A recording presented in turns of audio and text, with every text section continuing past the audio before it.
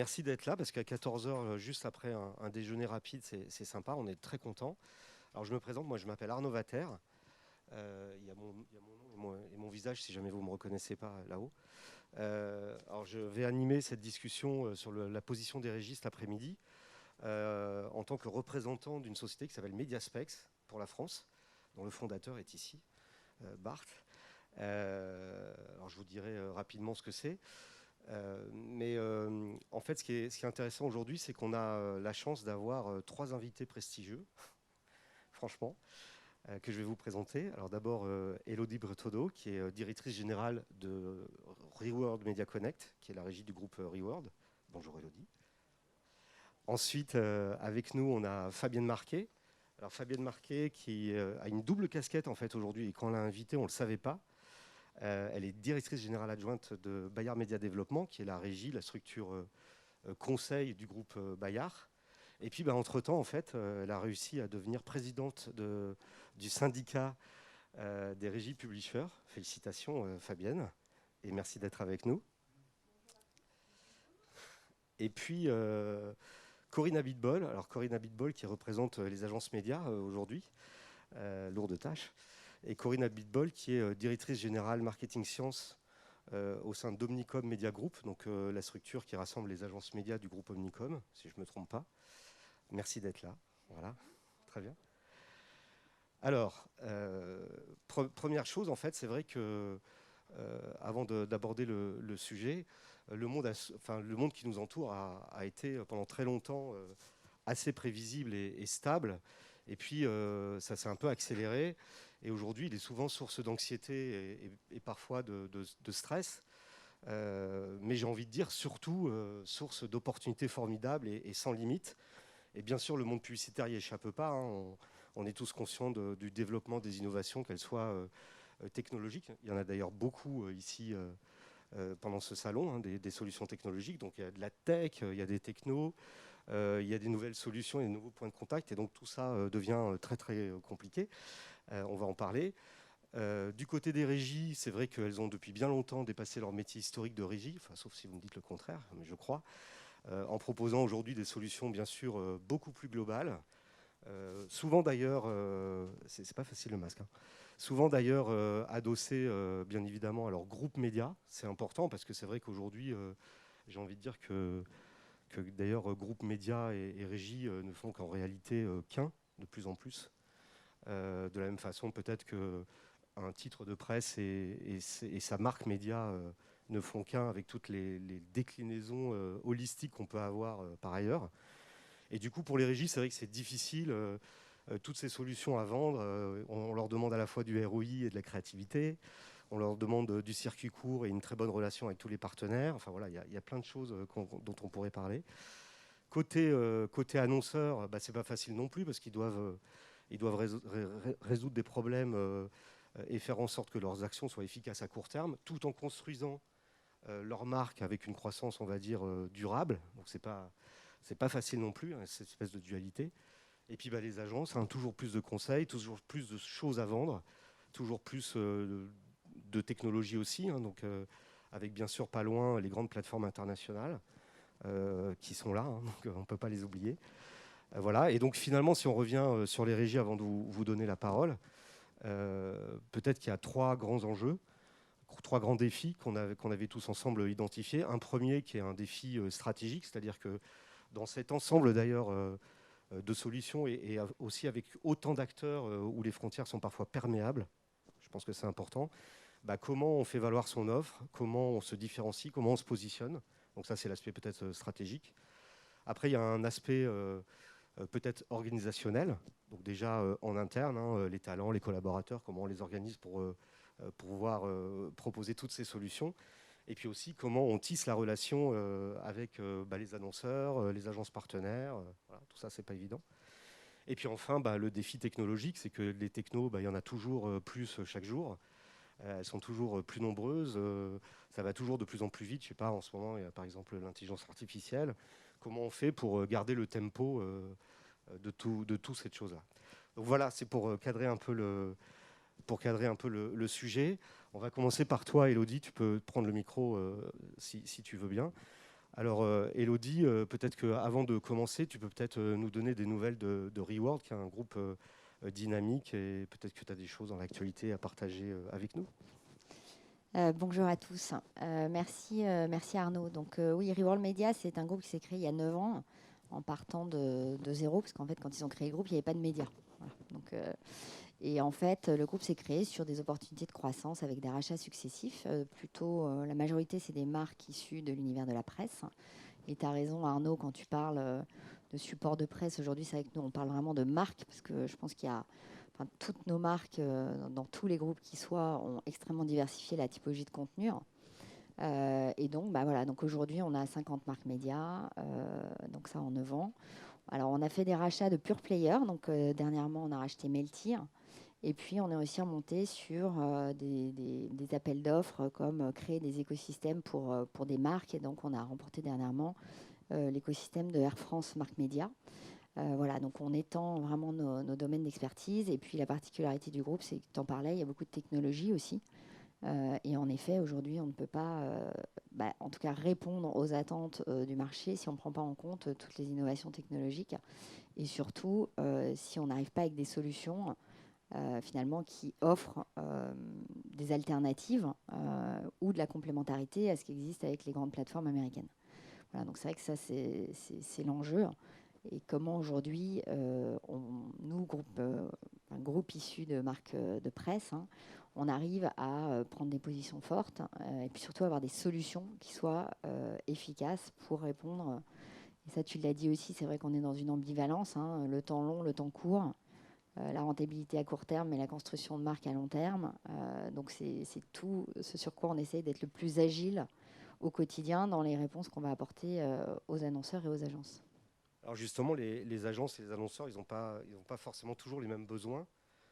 Comment vous arrivez à gérer cette espèce de demande, de double demande, même si la finalité, elle peut être la même à la fin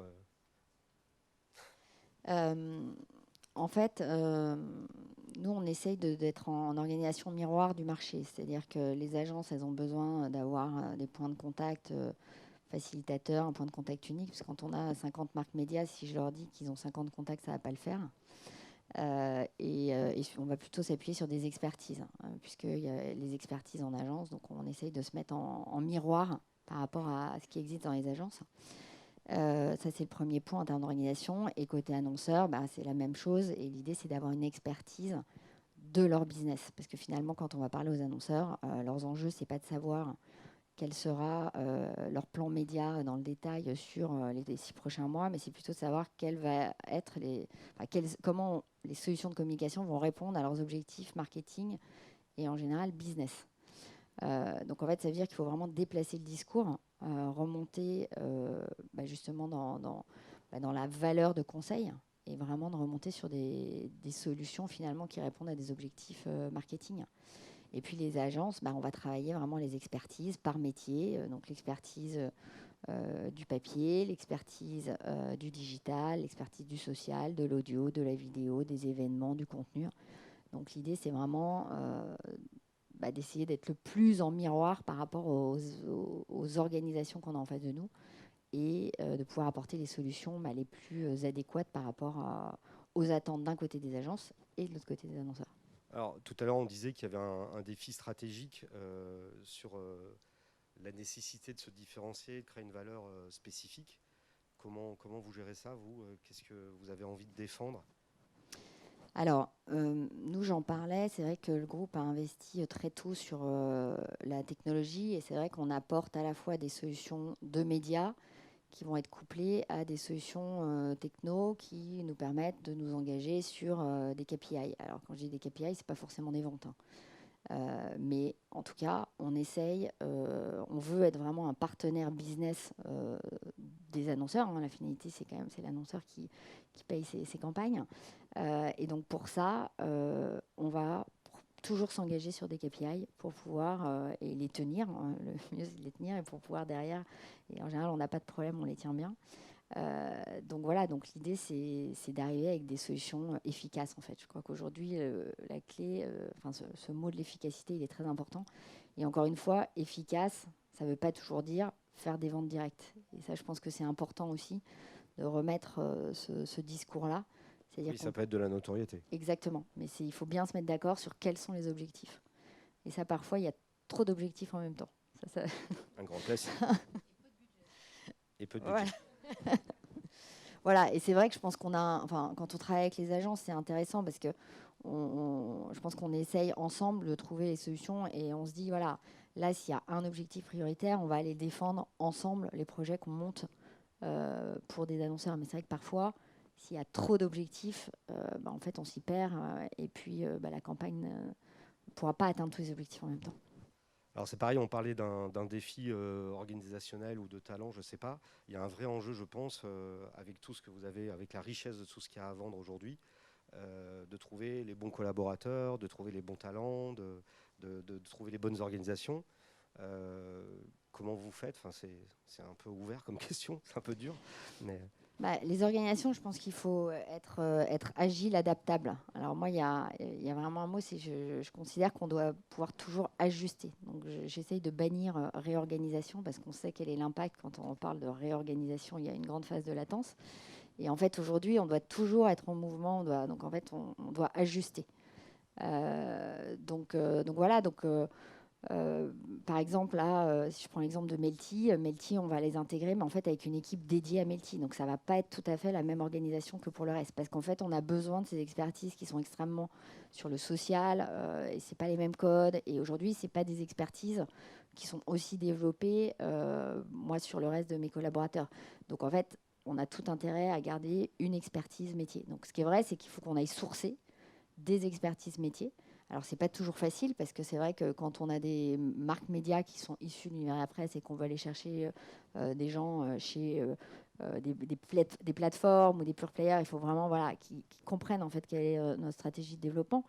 Mais en effet, un des enjeux, c'est vraiment d'intégrer des expertises, même si on forme les équipes évidemment à ces nouveaux métiers. Mais quand on a des expertises plus natives, évidemment, on sera plus Parce que performant. si je ne me trompe pas, vous avez dans vos solutions même des événements.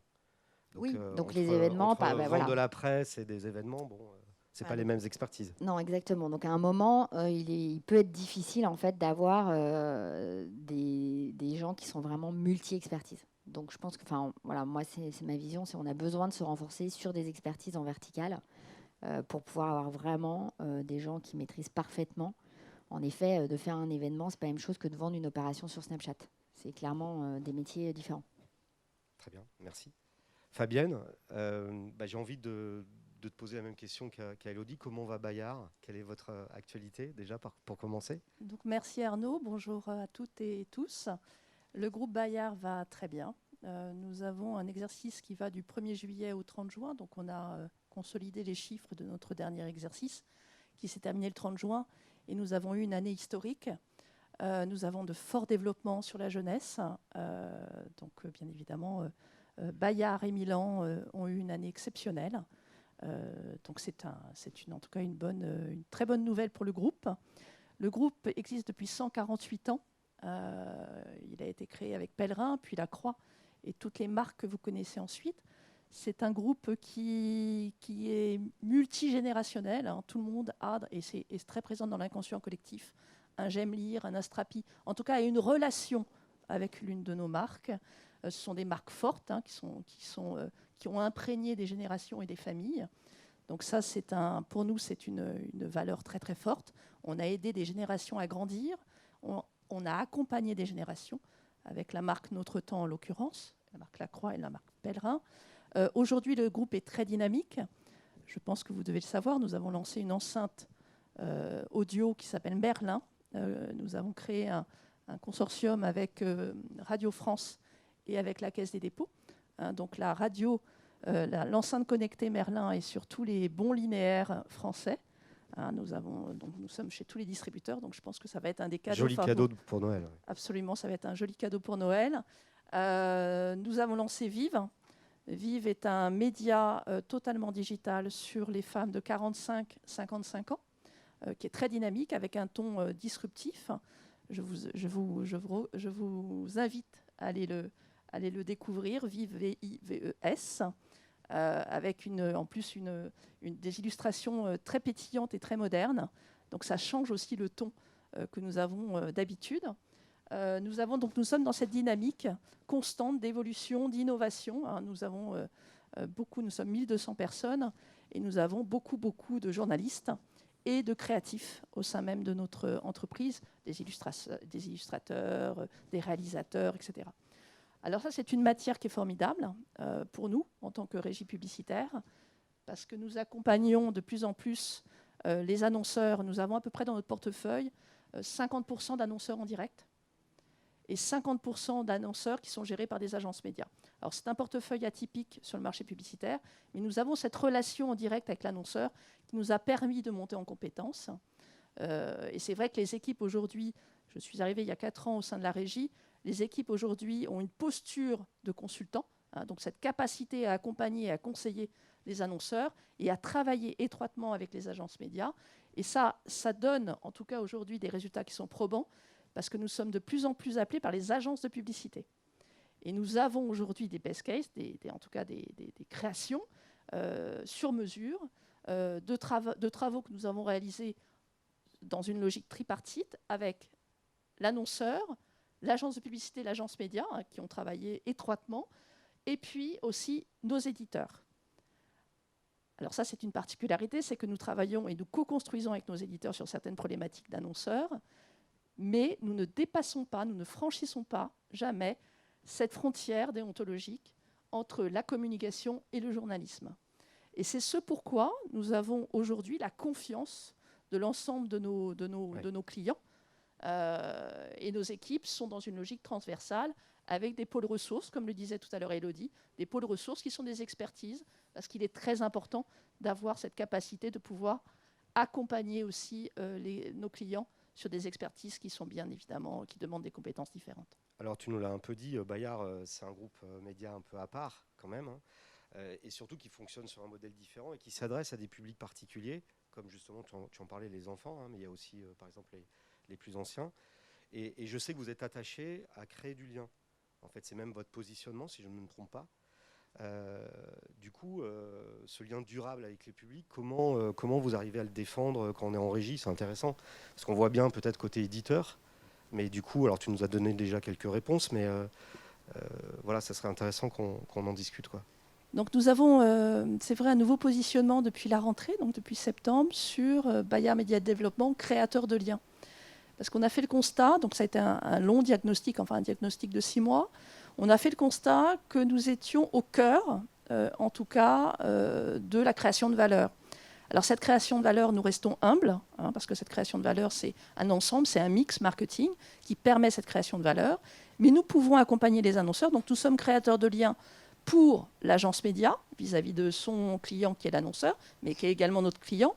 Nous sommes créateurs de liens entre le lecteur citoyen et la marque média qui sont les nôtres, enfin les marques médias qui sont les nôtres, et nous sommes créateurs de liens, nous, en tant que commerciaux et en tant que pôle ressources, pour pouvoir accompagner les agences médias, les agences de publicité et les annonceurs.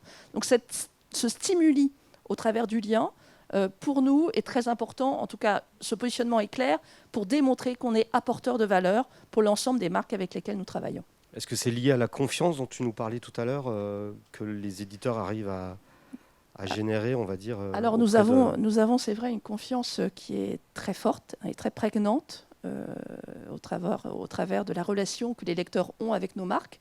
On a 4 millions d'abonnés, donc c'est colossal. Et nous avons des marques qui sont pérennes dans le temps, hein, parce que nous avons pas mal de marques qui ont plus de 50 ans et qui arrivent à se renouveler aujourd'hui. Et nous avons surtout, et ce qui est le plus important, c'est qu'on a un très beau taux de renouvellement d'abonnés. Donc on a réussi à créer un engagement et une fidélisation qui est très forte avec l'ensemble de nos marques, que sont La Croix, que sont J'aime lire, que sont Astrapi, que sont Pomme d'Api, etc. Et nous avons sur la jeunesse un chaînage, c'est-à-dire qu'on commence à 3 mois, et normalement, on les quitte à 18 ans avec phosphore. Mais bon, quelquefois, passé l'adolescence, on a d'autres choses à faire aussi. Mais néanmoins, nous sommes très puissants parce que nous touchons un enfant sur 2. Alors, je pourrais vous en parler pendant des heures, mais je vais quand même dire une chose. C'est bon. Je vais vous dire une chose qui est très importante, c'est que le groupe Bayard, on touche les consommateurs d'aujourd'hui, les plus de 50 ans, ceux qui ont l'argent, et on touche les consommateurs de demain, les moins de 20 ans. Et c'est vrai que les marques avec lesquelles nous travaillons travaillent de plus en plus cette relation intergénérationnelle et la grand-parentalité. Parce qu'il y a beaucoup de messages, beaucoup de nouveaux usages qui vont aussi passer par les grands-parents.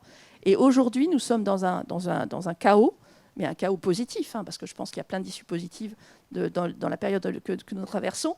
Mais les grands-parents vont être vecteurs, en tout cas, de bons comportements vis-à-vis des jeunes générations. Et inversement, pareil, les jeunes générations peuvent aussi aider les grands-parents à avoir de meilleurs comportements au niveau social, sociétal et environnemental. Donc c'est vrai qu'on a ces deux insights, et ces différents insights, parce que ce sont différentes cohortes, entre 3 mois, 3 mois, on ne parle pas des 3 mois, mais entre 7 ans et 18 ans, ce sont différentes cohortes, comme les 50-75 ans, ce sont différentes cohortes. Et on a cette capacité d'étude pour adresser ces différentes cohortes et pour accompagner les marques, pour toucher les consommateurs d'aujourd'hui et les consommateurs de demain. Ok, alors du coup, est-ce qu'il y a une organisation particulière par rapport à ça, ou est-ce que c'est dans les recos que vous faites à vos clients? Alors, au niveau, je rejoins Élodie, c'est-à-dire que pour moi, c'est très important d'avoir un point de contact. Un point de contact côté agence et un point de contact côté annonceur. Et comme je le disais tout à l'heure, la posture de consultant, donc de commercial consultant, est très importante parce que face à un annonceur, normalement, on prépare bien un rendez-vous, donc on appréhende son industrie, on appréhende aussi les problématiques, enfin, des prémices de problématiques de la part de l'annonceur. Et on pose les bonnes questions pour avoir des éléments de réponse pour ensuite argumenter. Et pour apporter, en tout cas, une solution ou un dispositif média, classique, parce que c'est aussi important, mais en tout cas une solution qui permette à l'annonceur, au client, à l'agence média ou l'agence publicité de mieux comprendre, de mieux appréhender, on va dire, sa problématique globale. Donc, aujourd'hui, c'est un point de contact. Et après, nous avons des pôles ressources et des pôles d'expertise, internes ou externes, parce que moi, je crois beaucoup aux alliances, parce qu'on est plus fort ensemble que tout seul.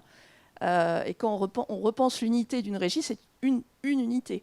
Donc la création d'alliances, pour moi, est un vecteur de développement, en tout cas peut nous générer des leviers avec une maîtrise du compte d'exploitation. Donc voilà. Et pour revenir sur ce positionnement créateur de liens, c'est ça, est-ce que tu as des exemples d'actions que vous avez fait avec des marques qui vont dans ce sens-là? Bien sûr. Alors j'ai une dernière création. Alors ça a été créé avec une agence de publicité, ensuite ça a été travaillé avec l'agence média. Il y a une journée internationale des toilettes. Je ne sais pas si vous le saviez. Ah. C'est formidable, non? Une journée de plus. Mais c'est important parce que... et donc on a créé un concept avec l'agence publicité et ensuite on l'a transformé avec l'agence média pour Harpic. Et on l'a travaillé avec les rédactions pour définir un concept, c'est « À nous les toilettes ». À nous les toilettes.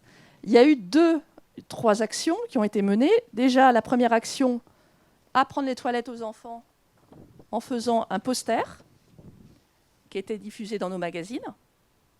Je peux vous le faire passer. Il est très drôle, mais il sert aussi aux grands, je pense. C'est quoi la tranche d'âge? On est sur du 7-12 ans. Mais 7 à 77, ça irait très bien. En fait, il faut faire le même pour notre temps. Non, je ne pense pas, parce que je pense qu'ils sont... Et on a également réalisé un leaflet qui s'adressait aux parents, aux grands-parents, et qui s'adressait aux enfants un petit peu plus âgés. Ça a eu un tel succès, on a eu beaucoup de retours, même un retour du ministère de l'Éducation nationale, pour nous dire que c'était vraiment très bien et qu'ils en souhaitaient plusieurs exemplaires. On a eu une prof qui nous a écrit avant-hier pour nous dire que vraiment c'était formidable et qu'elle souhaitait le distribuer dans sa classe. Voilà, créateur de liens, c'est ça. C'est expliquer, rendre en tout cas, permettre une belle histoire pour un sujet qui est un sujet qui peut être parfois un peu compliqué à expliquer. Très bien, merci beaucoup. Donc ça, c'est une première chose. La deuxième chose, c'est qu'on a créé un jour une autre agence de publicité est venue vers nous et nous a dit, voilà, on travaille pour une crème dermocosmétique et on a une crème atopique qui s'adresse à des enfants, des jeunes enfants de 5-7 ans, et on ne sait pas comment adresser ce sujet parce qu'il y a un protocole pour que l'enfant ait des bénéfices par rapport à son eczéma. Il faut qu'il applique cette crème pendant 21 jours consécutifs. Donc là, on fait une réunion de brainstorming avec la directrice des titres 7-12 ans et l'agence de publicité et l'agence média. Et on trouve une idée on trouve l'idée d'un nouvel héros, parce qu'on est très fort dans les... Vous le savez, avec Mortel Adèle, en plus, je pense que c'est un vrai succès en librairie. On a créé un nouvel héros qui s'appelle Piquedou. C'est un petit éléphanteau qui a la peau bien rugueuse. Et on a créé une série sous forme de podcast, 21 podcasts, où l'enfant, tous les soirs, avait rendez-vous avec son petit héros, donc Piquedou, qui lui racontait l'histoire pour qu'il mette sa crème pendant 2-3 minutes sur son eczéma. Ça a eu un tel succès qu'on a été traduit en 3 langues, diffusé dans 7 pays, et que Piquedou est devenu une peluche, aimée par les enfants. Tout est média, alors. Tout à fait. Et on a créé un dispositif média, etc. Autre chose avec la marque Notre Temps, donc là, ce n'est pas pour les toilettes, mais c'est pour une marque qui s'appelle Generali. On a réalisé un diagnostic, parce qu'on a un service études très compétent. On a créé un diagnostic sur la marque, sur les personnes de 50 ans et plus. Et le diagnostic définissait en tout cas certains points d'amélioration.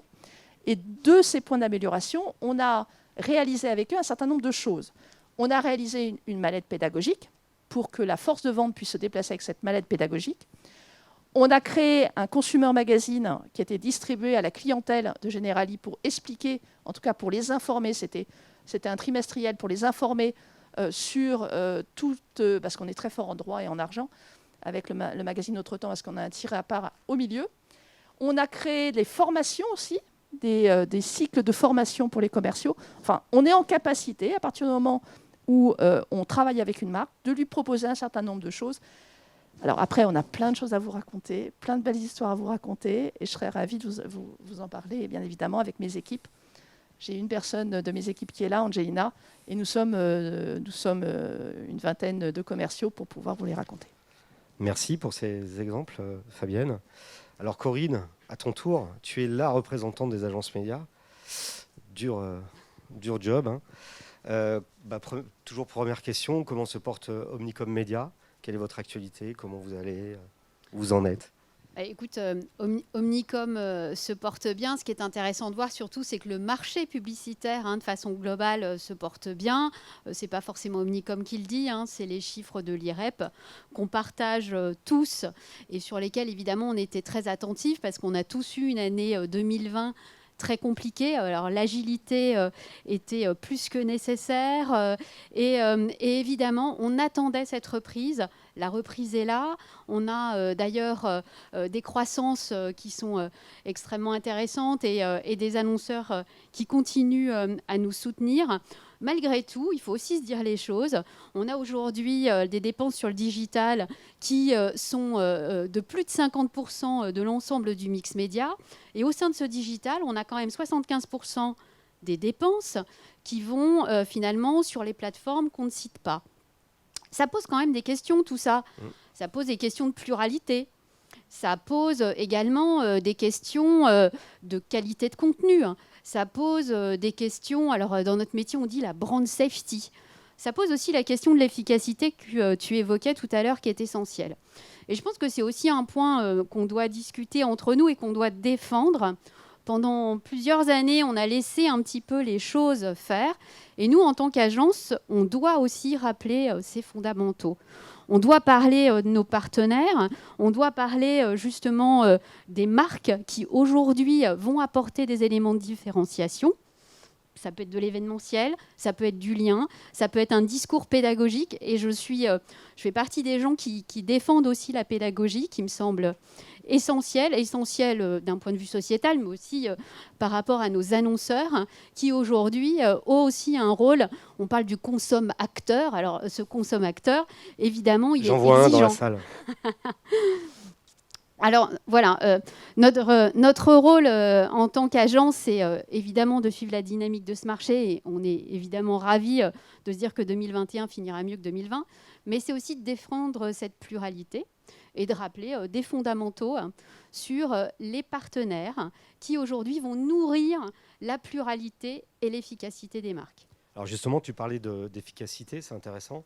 Et selon toi, comment les régies, elles arrivent justement à devenir actrices de l'efficacité, surtout par rapport aux plateformes dont tu parlais? C'est un vrai sujet. Enfin, d'ailleurs, je vous invite aussi à y répondre, mais peut-être Corinne, tu as un point de vue là-dessus. Alors d'abord, je trouve que justement les régies, et notamment au sein de la CPM, ont fait preuve de beaucoup d'agilité et beaucoup aussi de réactivité. Tu l'évoquais, les plateformes proposent sans cesse et de façon souvent gratuite, en tout cas intégrée à leurs propositions, des études dont d'ailleurs on discute assez peu de la méthodologie et de la fiabilité. Moi, je m'étonne toujours quand je vois que certaines plateformes prétendent construire et l'image de marque, et les ventes, et la notoriété. Et c'est formidable parce qu'on se dit finalement, elles font tout de A à Z dans des univers qui, malgré tout, parfois, Très loin. sont questionnables d'un point de vue qualitatif. Donc, au sein de la CPM, on a des contacts qui sont sur ce sujet très actifs. On a partagé du coup, alors de façon globale parce qu'il y a eu un événement, mais une étude dédiée à l'efficacité de la presse, notamment réalisée avec Equimetrix, et qui a vraiment été pour nous un véritable outil de travail. Donc ça, c'est vraiment le point numéro 1 qui est absolument extraordinaire. Et puis la CPM, je ne sais pas si vous connaissez le site de la CPM, mais c'est aussi une plateforme que moi, je trouve formidable, que j'utilise. Alors, j'utilise peut-être pas tous les jours, mais de façon extrêmement régulière. On y trouve une foule d'informations. On parle de diffusion, on parle Pas d'audience. autant que Mediaspex. Pardon ? Pas autant que Mediaspex. Mais si, tu le sais d'ailleurs, parce qu'on a été parmi les premiers utilisateurs. Mais en tout cas, voilà, aujourd'hui, on a des outils et qui sont en plus des outils qualitatifs et robustes, qui sont souvent en plus audités par le CESP. Je crois que c'est aussi quelque chose qu'il faut mettre en avant. Et puis les régies font des études, de plus en plus, qu'elles partagent. Et il y a une véritable discussion maintenant qui s'opère entre nos équipes, entre les équipes d'ailleurs commerciales ou même marketing. Et ça, c'est un petit peu nouveau. Alors, ça avait été mis en place chez Omnicom par Cécile Solano, donc comme je la vois, je la cite, parce qu'elle avait justement mis ça en place au sein d'Omnicom, une véritable relation de partenariat avec les régies qui nous aidait à démontrer de l'efficacité, mais sur le bon objectif, parce que tu le disais, oui, on ne peut pas construire une campagne... De quoi parlons-nous, ouais. Exactement. Oui, Elodie.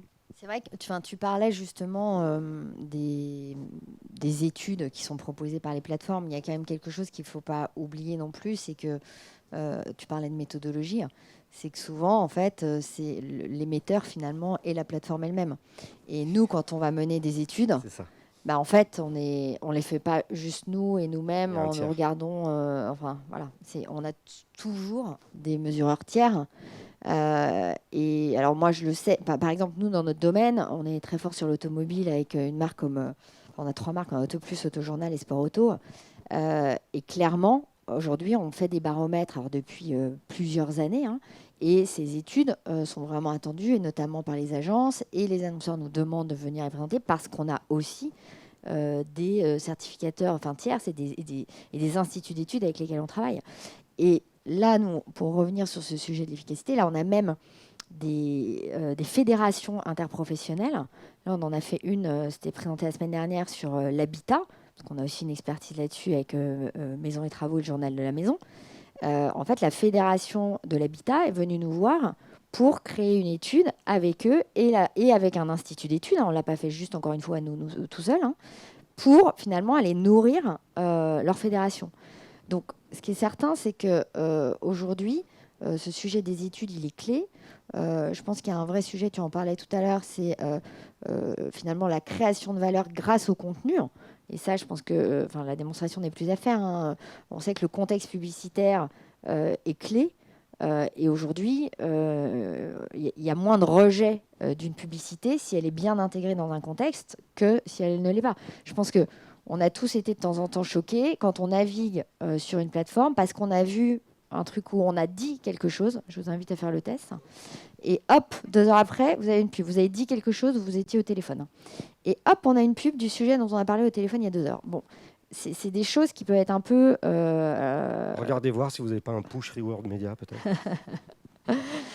Non, parce qu'encore faudrait-il qu'on ait acheté du sponsor, et chose qu'on ne fait pas. Donc voilà, je pense qu'en effet, on a des vrais atouts pour être performant. Moi, ce que je trouve très intéressant, c'est les discussions qu'on a aujourd'hui, que ce soit avec les agences ou avec les annonceurs, avec les pure players. Parce que qu'est-ce qui se passe aujourd'hui? C'est qu'en fait, les pure players, ils ont besoin de construire leur marque. Et en fait, le full média digital ne suffit pas à ça. Il suffit de voir les microsecondes que vous passez dans vos flux sur vos réseaux sociaux. Je pense qu'on a chacun eu des exemples aussi, là je parle en tant que consommateur, où on a vu un truc et 48 heures après, je me dis, ah, tiens, c'était pas mal, c'était quoi déjà cette marque? Impossible de s'en souvenir. Donc en fait, toutes ces marques, toutes ces nouvelles, tous ces DNVB qui se sont créés, en fait, à un moment, elles arrivent à une limite. Elles ont besoin de construire une notoriété de marque. Et en fait, elles ne vont pas la construire uniquement avec du mot-clé ou avec des réseaux sociaux. Et en fait, elles ont besoin de venir dans des environnements contextuels, éditoriaux, qui créent de l'engagement. Parce que quand on vient consommer nos contenus sur nos sites internet ou dans nos magazines, on passe du temps parce qu'on lit, on regarde quelque chose. Donc, on s'arrête plus. Donc, l'impact de la publicité, il est plus intéressant. Et les discussions qu'on peut avoir, moi je trouve ça passionnant, et que justement ces DNVB, elles sont construites comment? Elles sont construites sur Instagram ou sur Facebook, ok? Et en fait là, elles arrivent à un moment, elles me disent, mais moi au bout de là, tous les mois, une fois que j'ai dépensé tant, bah, en fait après j'explose mon coût d'acquisition. Ok, donc en fait son business model, elle peut plus se développer. Elle avait créé un BP à 5 ans, et en fait au bout de 2 ans, elle est capée parce que sinon, son business model ne tient plus parce que son coût d'acquisition explose. Donc, elle cherche des nouveaux leviers d'acquisition. Et aujourd'hui, nous, on doit pouvoir se positionner aussi là-dessus. Alors, c'est pas, encore une fois, ça dépend des typologies d'annonceurs, mais moi, je trouve ça assez symptomatique et intéressant d'avoir ces discussions avec ces marques qui se sont créées sur ces réseaux sociaux, qui aujourd'hui voient bien que leur modèle ne peut pas être full réseaux sociaux. Et je parle pas des marques qui, derrière, vont créer des boutiques physiques parce qu'en fait, elles ont besoin de rassurer les annonceurs. Enfin, Tu veux dire que peut-être le purchase funnel n'est pas mort? non, mais clairement pas. Et on parle du fameux figital. Mais la réalité, on le voit bien, toutes les transformations qu'on a eues dans le retail. Aujourd'hui, les réseaux de distribution, même qu'on reconnecté des vendeurs à distance, même encore aujourd'hui, alors que les magasins ils sont ouverts. Mais en fait, je pense que ça apporte quand même, tu parlais de lien, et le lien est super important, ça apporte un lien en plus dans la décision d'achat. Donc voilà, donc aujourd'hui, c'est vrai que moi, en tout cas, je suis persuadée, et c'est comme ça qu'on travaille chez Reworld Media, c'est d'avoir des solutions complémentaires. Parce que oui, tous les leviers d'acquisition, quand on va parler sur du funnel digital, évidemment, ils sont très efficaces, on le sait, sur toutes les plateformes, mais en fait, il y a un moment où ça sera limité, et surtout, il y a un danger aussi, c'est que les algorithmes, on ne sait pas comment ils changent. Le jour où un algorithme change, votre business, il est planté. Donc, en fait, c'est important de ne pas mettre tous ses œufs dans le même panier. Tu veux Et dire là, on revient sur la pluralité. faire par exemple du contenu pour aller chatouiller l'algorithme de Google, par exemple. Je vais abonder dans le sens d'Élodie, c'est qu'il y a une preuve. Le plan média de Google et Facebook sur le sol américain, c'est plus de 80% des médias traditionnels. Pourquoi ils font ça? Pour construire leur marque, au-delà du digital. C'est une nécessité de développement. Et aujourd'hui, on le voit, on voit les pages Facebook, on les voit, les pages Google, ils arrivent en presse. En télé, en presse. Tout à fait. Ça veut dire quoi? Que les médias traditionnels sont bien là pour de la création de valeur sur les marques et sur leur écosystème. Alors, ça rejoint un peu la dualité qu'on exposait tout à l'heure, c'est-à-dire qu'on a besoin d'aller vite et puis on a besoin aussi de développer une croissance durable de sa marque. Et je pense que du coup, on revient à ça. Et c'est encore plus vrai aujourd'hui parce que, comme je le disais au préalable, c'est qu'aujourd'hui, et vous le voyez bien, les communications RSE explosent. Nous, sur le portefeuille que nous avons, par exemple sur la Croix, 40% de la pagination est RSE en termes de communication. Donc il y a eu aussi une nécessité de la part des marques d'aller dans une accélération de nouvelles copies créatives, parce que derrière ces copies créatives qui apportent en tout cas un engagement RSE, il faut qu'il y ait des preuves derrière. Donc vous imaginez ce qui est en train de se passer aujourd'hui. Et ça va aller en grandissant. La pagination, en tout cas la représentation de campagne RSE de la part des entreprises va être exponentielle dans les mois, les années qui arrivent. C'est une nécessité de toute façon sociétale, environnementale et gouvernementale. Alors, j'avais une question, je reviens un petit peu en arrière pour toi, Corinne. En fait, je me disais, pour une agence, que peut apporter une régie publisher, on va dire, en version print et digitale? Parce qu'effectivement, aujourd'hui, on a dépassé depuis longtemps le simple média. Déjà, il y a toute cette culture, en effet, des audiences qui est essentielle. Pourquoi c'est essentiel? Ça revient à ce que disait tout à l'heure Élodie, c'est qu'on doit tous, en fait, se mettre dans une posture aussi de business partner. Alors, bon, qu'est-ce que ça veut dire, business partner? Mais en fait, c'est-à-dire qu'on doit réfléchir avec l'annonceur et lui faire des propositions qui vont être autant de leviers, en fait, par rapport à la croissance de leurs différents business. Et donc, ça part du consommateur à qui souhaite-t-on s'adresser. Donc, est-ce que, du coup, au sein des audiences des différentes marques de presse, nous avons des affinités fortes, des capacités de couverture également qui vont, encore une fois, s'imposer. Les médias de masse, si on les appelle comme ça, c'est bien parce qu'ils ont cette forte capacité. Et puis, ce qu'on observe, en plus de ça, dans l'analyse de ces chiffres, c'est qu'il y a une vraie, une vraie intelligence à travailler le papier et le digital, parce qu'en fait, il y a peu de duplication entre les audiences. Donc, c'est vraiment aujourd'hui la force du digital. 69% des audiences de la presse sont sur le digital. Donc, en fait, ça fait vraiment partie des médias historiques, entre guillemets, qui se sont très rapidement et très bien digitalisés, d'autant qu'on a quasiment 40% de ces audiences qui sont uniquement sur le mobile. Et le mobile, c'est quoi? C'est la mobilité, c'est vous, c'est moi, c'est cette capacité. C'est du local aussi. C'est du local et c'est la capacité vraiment à être, tu parlais de purchase funnel, en tout cas d'être sur le parcours du consommateur. Donc en fait, nous c'est toutes ces informations qu'on doit évidemment récupérer, digérer et puis transmettre et montrer à quel point ça va nourrir en fait l'efficacité de la marque et finalement construire encore une fois un levier de croissance. C'est assez intéressant. Il y a encore 8 ans de cela, quand on prend toutes les thématiques dans les audiences médiamétrie digitale, en fait, c'était des pure players qui étaient top 3. Aujourd'hui, les marques médias publishers, elles ont repris le pouvoir. C'est-à-dire que tous les top 3, c'est des marques qui sont issues de la presse. Donc, en fait, la valeur de l'information, elle est là, elle est reconnue. Et vraiment, en tout cas, l'attractivité de la consommation par les Français, ils vont d'abord voir des marques médias parce qu'ils ont confiance. Et je parlais encore une fois de pluralité, on peut parler de tous ces sujets de fake news, etc. Il y a vraiment une fiabilité de l'information et une confiance dans nos marques. D'ailleurs, j'ai une grosse lacune, mais il y a une étude tous les ans sur les Français et la confiance des médias. Où on c'est la Croix. Bravo, je n'ai pas fait exprès. Absolument. Nous avons un baromètre de la confiance dans les médias français. D'ailleurs, une étude que je vous recommande et qui est très utilisée par l'ensemble des médias. Et je rejoins Élodie aussi. C'est vrai que le top 3 aujourd'hui sont des marques médias et leur écosystème. Et la notion de brand safety arrive de plus en plus dans la tête des directions générales et directions marketing, direction de la communication des entreprises françaises et internationales. Et ça, c'est clé. C'est-à-dire que, et vous le savez, une page de publicité, c'est une visibilité à 100%. Voire à 400%, parce qu'il y a une reprise en main. Une visibilité sur un format publicitaire sur le digital, c'est une autre paire de manches.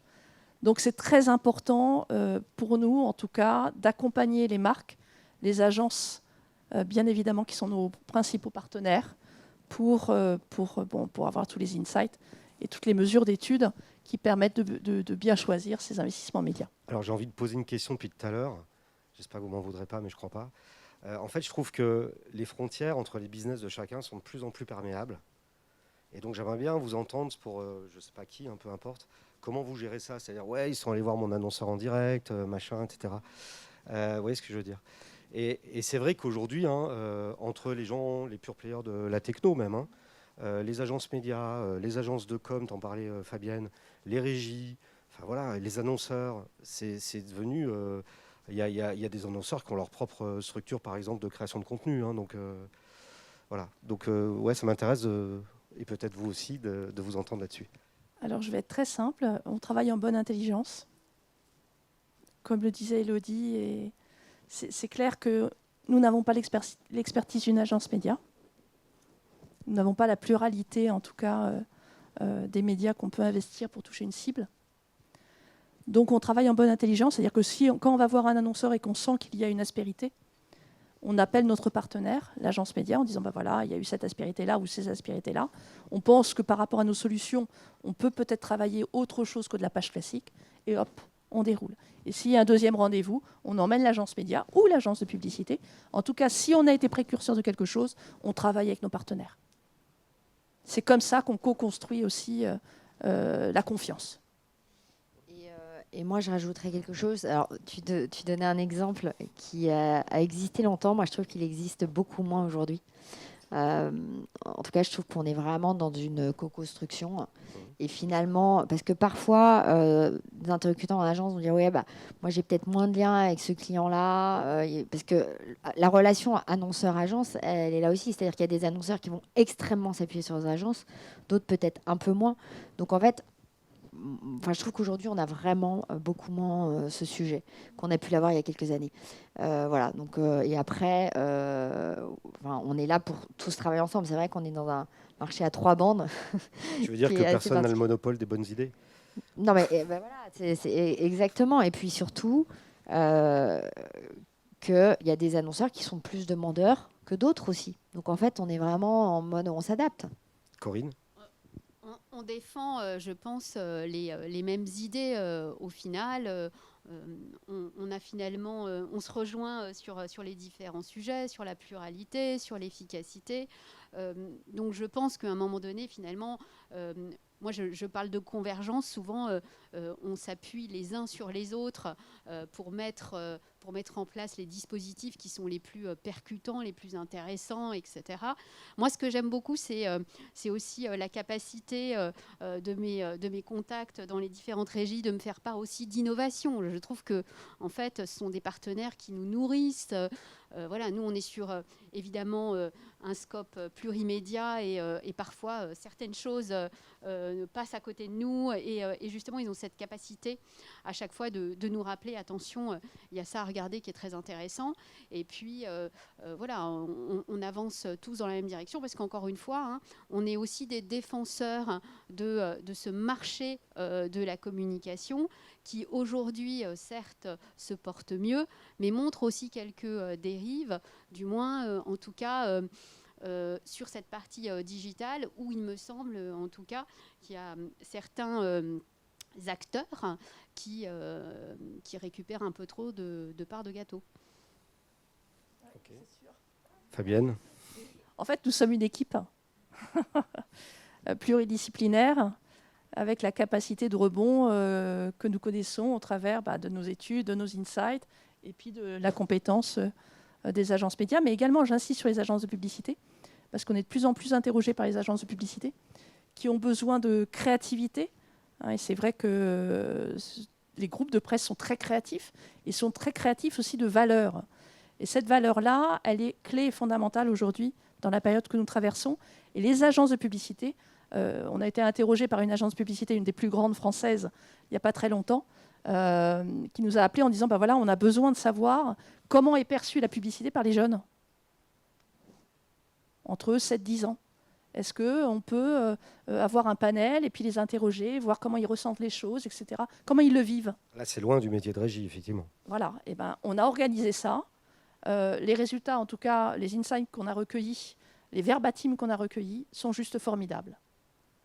Et ça permet à cette agence, cette grande agence de publicité, parce que c'est une des premières, on fait partie du top 3, c'est pas la première.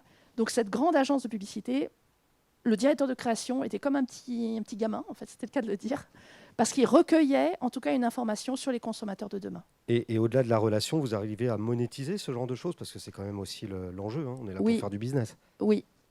D'accord. Donc aujourd'hui, on monétise un certain nombre de choses qui n'ont rien à voir avec de la vente d'espace publicitaire. D'accord. Du conseil. Oui, je suis alignée en effet aussi avec Fabienne. Enfin, ce sujet des études, parce que c'est vrai qu'on ne l'a peut-être pas dit, mais qu'en plus, on a tous historiquement des panels propriétaires. Donc c'est vrai qu'en fait, très rapidement, on peut mettre à disposition des profils d'audience qui vont pouvoir ressortir de l'insight. Et c'est vrai que ça, c'est une véritable force. Et c'est une vraie particularité des médias, des groupes médias issus de la presse, hein, vraiment. Alors moi, j'ai une question de tempo, on va dire, ou de dispo, je ne sais pas comment dire, peut-être pour toi, Corinne. c'est que du coup, on voit la richesse de tout ce que peut proposer et mettre à disposition du marché les régies aujourd'hui. On l'a vu, que ce soit en contenu, en études, en efficacité et autres. Vous avez aussi votre business avec vos contraintes, etc. propres. Tu disais que c'était important de se nourrir des régies. Est-ce que vous avez le temps? Comment vous faites en fait? Comment vous arrivez à... Non mais c'est vrai, Tu as raison, le temps, c'est la grande équation qui est toujours difficile à résoudre. Malgré tout, Omnicom travaille pour un certain nombre de groupes auto, constructeurs. Sur l'auto, évidemment, vous gérez les priorités, quoi. On gère les priorités. Je ne sais pas si on peut parler de priorités, mais en tout cas, on gère En les fonction de expertises. vos Et l'expertise auto, elle est essentielle chez Omnicom. Donc sur l'auto, on lit tout, on décortique tout. Et d'ailleurs, nos annonceurs nous demandent d'ailleurs ce point de vue, c'est de récupérer en fait les différentes études, les digérer et avoir un point de vue dessus. Exactement. Donc, et d'ailleurs, ça c'est très franco-français, parce que moi je travaille évidemment avec notre headquarter à Londres et puis aussi aux US. Et cette capacité à synthétiser, à être très rigoureux sur la méthodologie, de mettre en avant des panels représentatifs, s'assurer des tailles d'échantillons, des marges d'erreur, c'est très français. Et en fait, les annonceurs sont de plus en plus demandeurs d'analyse, de points de vue. Et ça montre bien qu'on traverse une période extrêmement compliquée, une période où on est en transformation, en évolution. Je ne sais pas quel est le bon qualificatif. Néanmoins, on a besoin en fait de signaux. Et finalement, tout le travail qui est fait du coup par nos partenaires, c'est autant de signaux qui vont nous permettre aussi de définir un cap et de s'assurer qu'on va finir l'année 2021 de façon satisfaisante pour nos marques et du coup pour les consommateurs de ces marques. Alors de l'autre côté, j'ai envie de vous dire, vous, les régies, est-ce que vous arrivez à délivrer vos messages, vos études, etc., comme vous aimeriez le faire, ou est-ce qu'il n'y a pas ce problème de dispo? Je ne sais pas. C'est une question un peu opérationnelle, mais que je trouve, à mon avis, après, importante. On définit des priorités. Donc, c'est la gestion du temps. Parce que parfois, il y a des études qui sont très chronophages, mais qui sont essentielles pour notre relation dans sa durée, en tout cas dans un moyen et long terme. Donc, on fait des choix. Donc voilà, mais en tout cas, on essaie d'accompagner au mieux les différentes industries avec lesquelles on travaille. Alors c'est vrai que nous, notre groupe, on est un groupe, on est dans la philanthropie, beaucoup. Donc on travaille beaucoup là-dessus. Donc il y a le baromètre de la confiance des médias, mais il y a le baromètre Finansol aussi. Donc ça, ce sont des études éditoriales. Et on a un service études qui est performant et qui nous permet aussi parfois d'aller chercher des insights, mais c'est suivant la problématique des industries ou des annonceurs que nous rencontrons. Mais c'est vrai qu'on donne des priorités, bien évidemment. Sinon, on ne peut pas tout faire. Alors moi, j'ai envie de vous poser une question à chacune. C'est comment vous voyez l'avenir de vos groupes médias en termes d'organisation, de position sur le marché, sans faire les boules de cristal, mais ou ce que vous aimeriez que ça prenne comme forme, quoi. Position. Oui, alors nous, on est un groupe qui continue de faire la croissance, qui veut prendre vraiment une place importante dans le paysage média français. Donc, il l'a déjà pris, mais qui va continuer à le faire. Et après, ce qui est intéressant, c'est qu'en fait, nous, on se considère comme étant... on informe, on va aussi sur la formation. Là, on a développé des activités de formation. Donc, on informe, on forme. On permet finalement aux marques de rencontrer des audiences avec tous nos médias. Et demain, donc de contacter, on va dire, et demain, c'est de se rencontrer en physique. Puisque le groupe a pris une participation importante dans le groupe Hopscotch, qui fait 1500 événements par an. Quand j'ai sorti ici, je disais, ah oui, quand même. Donc voilà, donc en fait, cette idée, elle est là. Elle est d'informer grâce à nos contenus, de former parce qu'on a des expertises, et donc on peut en faire bénéficier parce qu'il y a un vrai sujet de manque de formation aujourd'hui, et qui va nous servir nous aussi quand on va recruter des gens. En fait, le fait de monter des programmes de formation, et en fait, on va pouvoir sourcer, parce c'est vrai qu'on n'a pas parlé du sujet RH, mais des talents, c'est un vrai sujet. Et après, donc on a nos audiences qu'on met à disposition des marques, qu'elles vont pouvoir contacter, et derrière qu'elles vont pouvoir rencontrer en physique avec les événements. Donc on va continuer sur ces piliers-là avec toujours au milieu de la techno. Encore beaucoup de développement apparemment. Oui. Concernant Bayard, Bayard est un groupe donc détenu par des assomptionnistes. Donc nous sommes bénéficiaires, comme je vous ai dit, les 3 dernières années, surtout les 2 dernières années, ont été historiquement formidables. Donc tout argent que nous gagnons, nous le réinvestissons dans l'innovation. Donc là, nous avons lancé l'enceinte connectée, Média, dans le diocèse. Tout à fait. Et nous sommes très indépendants par rapport à ça. Donc ça, c'est très important. Hein. Ils nous laissent, en tout cas, toute la place pour, en tout cas pour les sujets éditoriaux. On voit bien entre La Croix, l'Hebdo La Croix, Notre Temps, Pèlerin, J'aime lire, Astrapi, Pomme d'Api, etc. Ce sont des rédactions qui sont complètement indépendantes. Donc voilà. Mais c'est vrai que le groupe est vertueux, c'est-à-dire que vraiment on gagne beaucoup d'argent et donc on réinvestit dans l'innovation et ça c'est constant. Très bien, merci. Corinne ? Le monde de l'agence média est peut-être un petit peu plus compliqué, puisque nous, on est soumis à ce qu'on appelle les fameux appels d'offres, qui ont été très nombreux cette année. Et qui dit appel d'offres dit forcément négociation, renégociation. Destruction de valeur, tu veux dire ? Et voilà. Et finalement, ça m'attriste un petit peu, parce que à travers ces appels d'offres, on voit souvent beaucoup de problématiques quantitatives, hein, les prix, et toute l'intelligence dont on vient de parler.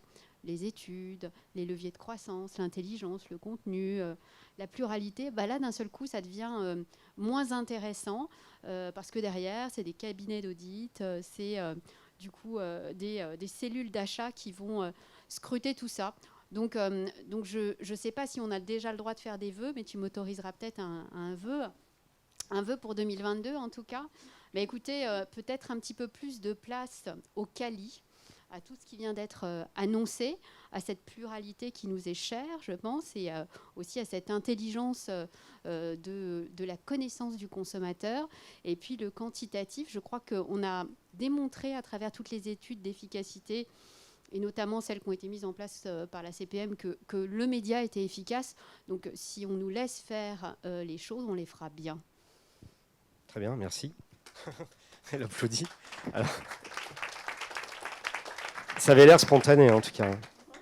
Alors moi, j'ai envie de finir en redonnant la parole à Fabienne, mais cette fois peut-être en tant que présidente du syndicat des régies publishers. Juste en 2 mots, tu viens d'être fraîchement élue, hein, je crois.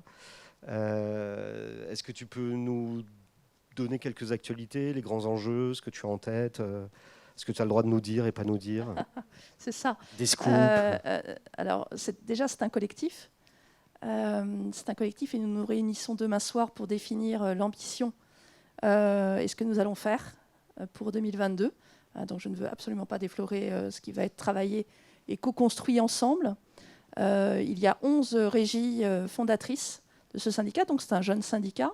Nous allons en tout cas faire valoir et savoir l'ensemble de nos expertises, de nos compétences et de nos innovations, dû à la richesse de nos écosystèmes de marque média presse. En tout cas, nous, on a une ambition qui va être forte. Nous sommes très fiers d'avoir construit ce syndicat et nous allons travailler bien évidemment étroitement avec l'ensemble des acteurs de l'interprofession. En tout cas, nous croyons en la presse, nous croyons en marque de presse et nous pensons que l'avenir sera certainement meilleur que les 10 dernières années que nous avons passées. Je crois qu'avec ce qu'on a partagé cet après-midi, je pense que c'est vrai. Alors, Élodie, oui. Enfin, t'en parlais un peu, et nous croyons aussi au collectif. Tu parlais d'alliance aussi. Voilà, donc c'est ce sujet-là qui est important aussi dans le cas du syndicat, le collectif. L'union fait la force. Voilà, tout à fait. Ce que j'ai dit tout à l'heure au préalable, hein, c'est qu'ensemble, on est beaucoup plus fort, mais ça, vous connaissez, hein, c'est un verbatim connu et reconnu. Seul, on n'est rien, ensemble, on est beaucoup plus. Et je crois, nous pensons en tout cas, que le collectif est la clé de notre réussite.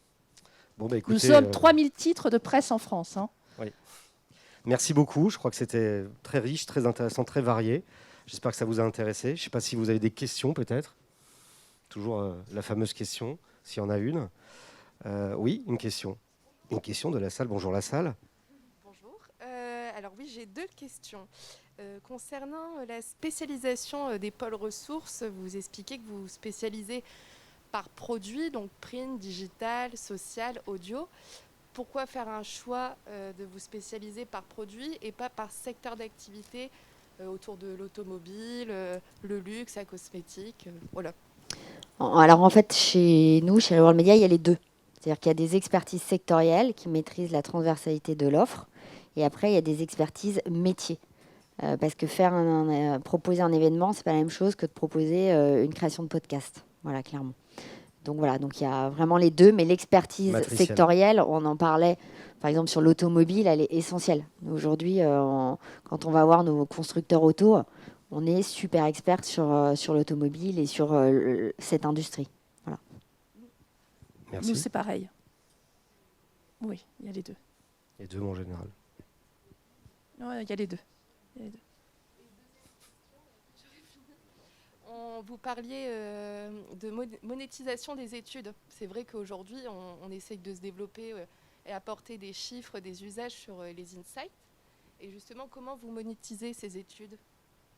Alors, la monétisation des études, c'est des études ad hoc que nous monétisons. C'est-à-dire que lorsqu'on réalise une étude pour un annonceur sur son industrie ou sur son environnement concurrentiel. Donc là, on va l'accompagner, on va le monétiser.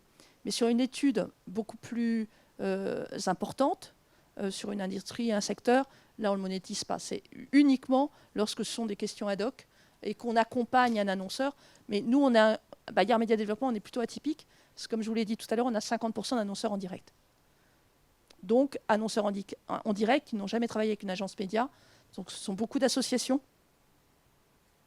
Voilà, beaucoup d'annonceurs qui ne sont pas, en tout cas sur le marché publicitaire, qui ne sont pas sur des forts investissements publicitaires, Kantar.